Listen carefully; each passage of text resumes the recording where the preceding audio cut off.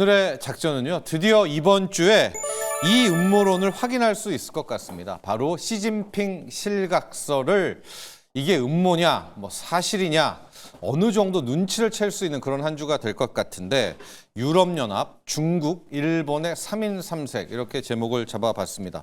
여러분, 유럽연합이요, 이번 한 주 출동을 합니다. 유럽 대륙에서 떠나서 일본 그리고 중국의 정상과 만남을 갖게 됩니다.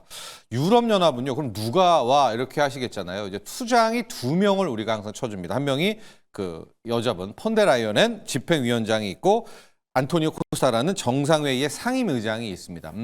원래 이 좀 보면 집행위원장이 우리가 행정부의 수반이라고 해서 실질적으로는 폰데라이언엔 이 집행위원장이 혼자도 가야 되지만, 왜냐하면 이 코스타 상임의장도 전체 27개국을 대표하는 또 사람이거든요. 그러니까 이게 마치 무슨 이제 대통령과 총리 이런 개념으로 유럽연합에 대해서는 이 2명을 우리가 함께 묶어서 리더다 이렇게 이야기를 하는데, 바로 이 집행위원장 그리고 상임의장 2명이 다 이제 유럽 대륙을 떠나서 출동을 하게 됩니다.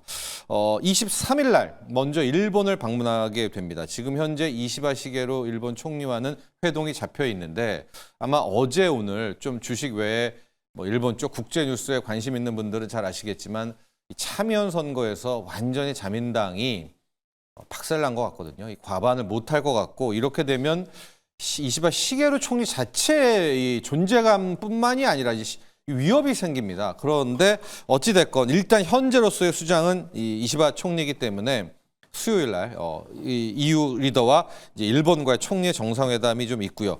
이 둘 사이는 현재 꽤 끈끈하게 좀 붙어 있는 것 같습니다. 유럽, 일본의 경쟁력 강화 동맹이라는 서명 관련한 것도 출범을 한다라고 합니다. 이 조직체를. 그리고 경제와 외교 2명의 수장, 경제장관, 외교장관이 둘이 만나는 2+2도 이제 같이 회동을 하겠다라는 겁니다.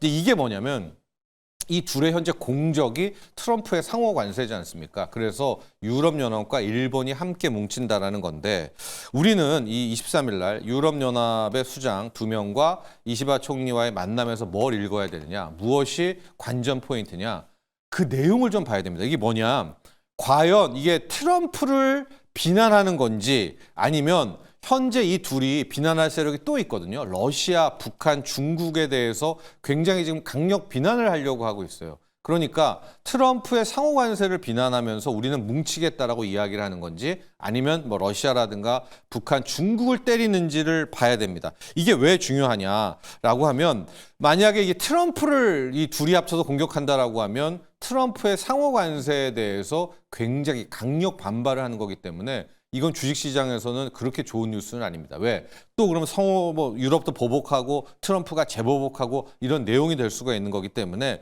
실질적으로 이 유럽연합과 이시바 총리의 만남에서는 트럼프에 대한 비난보다는 공동 대응 전선을 만든다라고 하고, 오히려 중국이 지금 하고 있는 히토류 규제에 대한 비난, 이런 쪽으로 간다면 좀 무난하게 넘어갈 수 있지 않을까라고 볼 수가 있겠습니다. 그리고 우리에게 중요한 건 24일 목요일 날 바로 이 유럽연합 2명의 리더와 중국 시진핑 주석과의 이 정상회담입니다.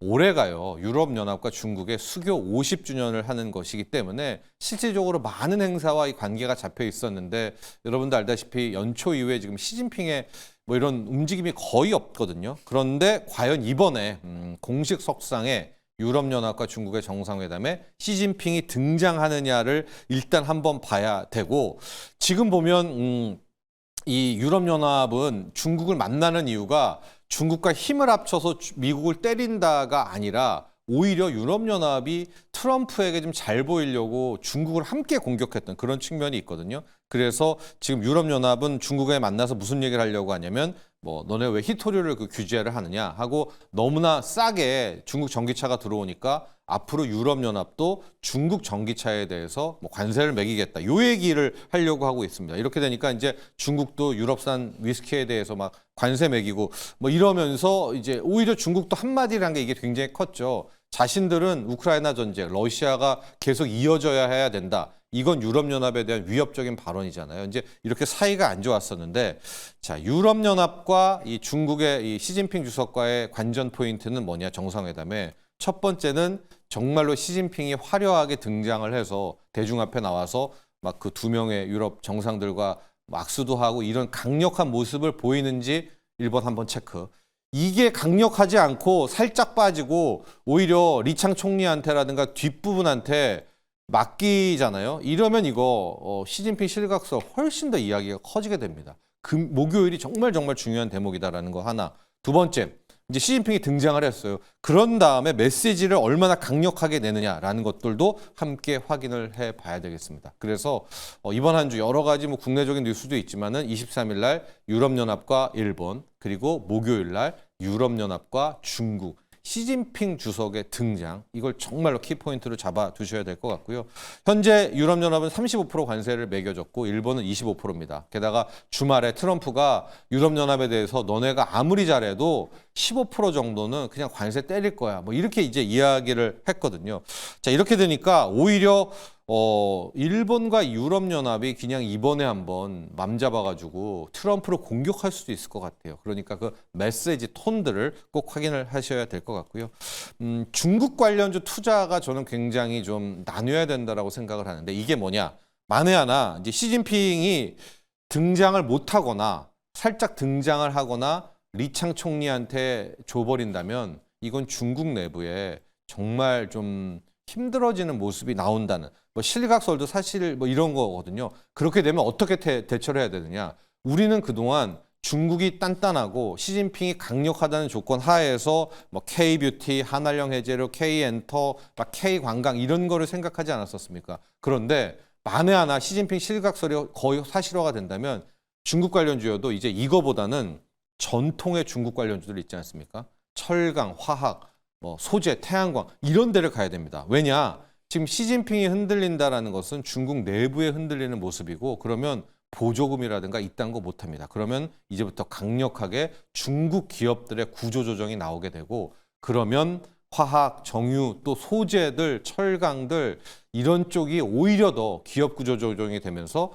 우리 K 기업들에서 반사이익이 얻을 수가 있습니다. 그래서 이제 24일 중국의 시진핑의 등장 여부와 함께 같은 중국 관련주 투자여도 K뷰티, 관광, 엔터에서 이젠 K철강, 화학, K소재 쪽으로 큰 트렌드 이전을 해야 된다는 이것도 함께 체크를 해보시면 좋겠습니다.